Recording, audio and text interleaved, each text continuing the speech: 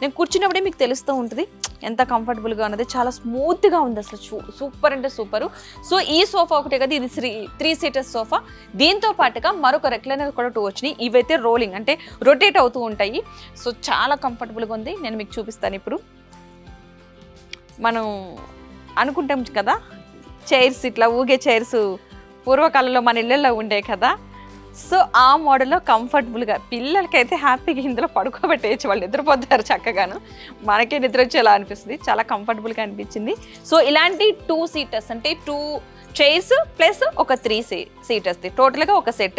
So ఇది కూడా reasonable కాస్టే, ఎంతో కాదు. 2 సీటర్స్ అని చెప్పాను కదా, ఇదొకటి అదొకటి. అది మీకు అట్లా చూపించని, ఇది నార్మల్గా రొటేట్ అవుతూ ఉంటుంది. అదైతే ఇది నార్మల్ అంటే 2 రొటేట్ అవుతాయి, బట్ మీకు చూపించడం కోసం చెప్తున్నాను.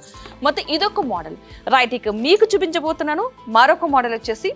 సో ఇది చూసారు కదా, టోటల్గా 2 సీటర్స్ ప్లస్ 3 సీటర్స్ ప్లస్ ఇంకొక సీటర్స్, మొత్తం టోటల్ ఇవి కూడా అంతే, ఆల్మోస్ట్ 9 సీటర్స్. ఇవి ఒక 2 సీటర్స్ మీకు చూపిస్తున్నాను. దీంతో పాటుగా 3 నేను చైర్లో కూర్చునేది చూసారు కదా, ఇది 3 సీటర్స్. 2 + 2 5 ప్లస్ మనకి ఇవి ఇలాంటి చాలా కంఫర్ట్గా టీవీ చూడడానికి చాలా ఇబ్బంది లేకుండా ఉండేవి ఈ మోడల్స్.